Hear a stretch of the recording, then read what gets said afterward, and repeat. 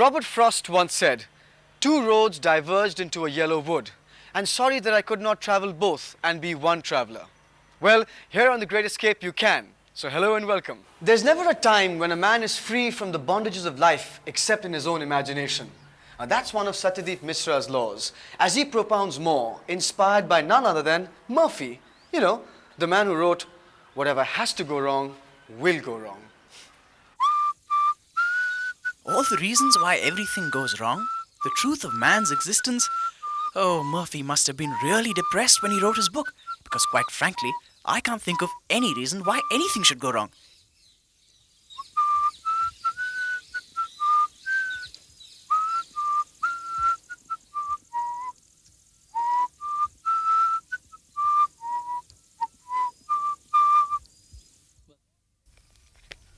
To go to places where no man's gone before. A spoof on Star Trek? Well, no, not really. I was. Still am, and I suppose always will be fascinated by these words I heard years ago. This is my lifeline, to go and do things others don't. Tell me, have you heard of Baghelkhand? No? It's in Madhya Pradesh, eastern Madhya Pradesh to be precise, and that's where I am. A place where you wouldn't expect to find any ordinary tourist. India is a beautiful country. There's no denying that. Where else in the world can you be on your own, know that there's probably 3 people living in a 40-kilometer radius, lots of cows though, and still feel happy with life? I don't know.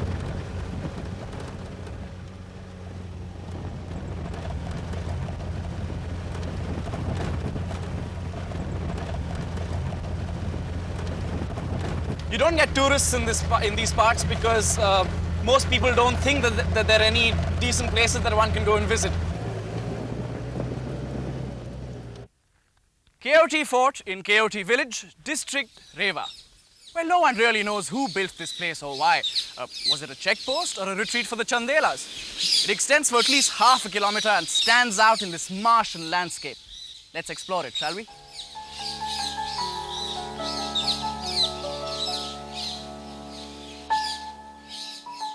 Endless days in useless wonder spent, just thinking and wondering of the need of building a castle, brick by brick, urgently, only to find it eons later destroyed.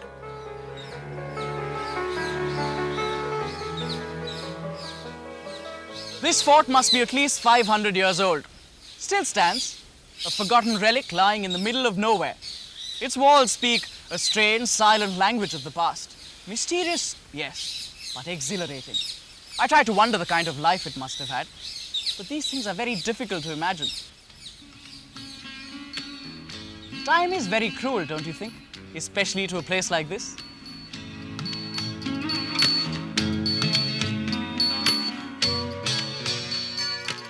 Life is a big, huge sandalwood jukebox that has all types of songs in it. Forts usually sing one of lament. The Tamas River narrows down in Keoti to create this magnificent but completely unknown waterfall. The probability of finding anything is in inverse ratio to its desirability. In other words, you come across things when and in places where you least expect to find them. It's 335 feet deep and falls into a pool of water the depth of which is not known. And no, ladies and gentlemen, I'm not talking about these little fellows here. I'm talking about that big guy there. Spectacular, magnificent, beautiful, lovely. Oh, I thought of all the old cliches that I could use to describe this place.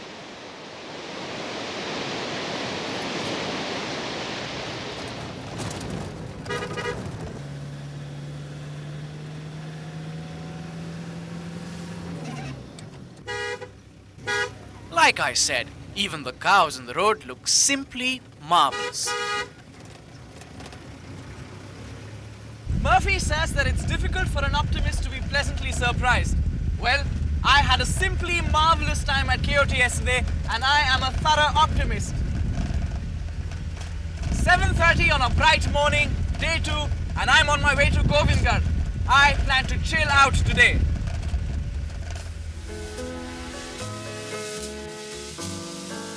Ah, fishing. Nothing as relaxing as this, actually. Just think of it as an all-day affair with nothing but a fishing rod. Well, a wooden stick in this case. Basically, doing nothing for an entire afternoon. Brought the sun and the flowers. You could try a paddle boat as your vehicle to nowhere, for good exercise for your thigh muscles and all that.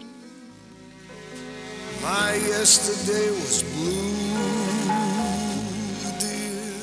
And when the sun gets too hot and the fish aren't biting, sleep is always an option. My lonely nights Well, are through, I didn't catch any. But hey, what the heck? I enjoyed the ride. since you said you were mine.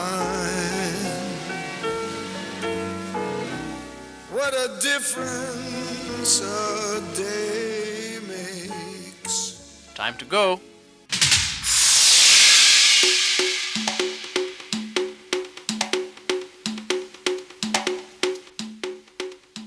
"2,000 tigers? Wow! The Maharajas of Rewa really did make a humongous dent to the country's tiger population over the last 5 centuries. Well, they ultimately did stop hunting, but that's only after Bandhavgarh, a tiger sanctuary about 100 kilometers south, was declared a protected area. This is Mohan, the first white tiger ever captured and bred in captivity by Maharaja Martand Singh in 1951. It is said that all the white tigers in all the zoos all over the world are progenies of this fellow here. The royal family of Rewa's museum has got some incredible stuff. Certainly lights up your day, doesn't it?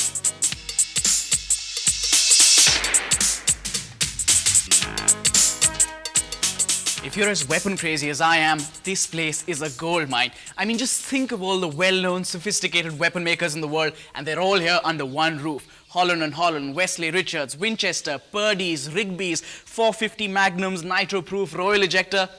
You may think that I'm babbling, but this is serious stuff. I mean, I would imagine that a family that has over 2,000 tiger kills to its credit would have a stupendous weapon collection, but this is amazing. This has got to be one of the most phenomenal weapon collections in India, if not the world.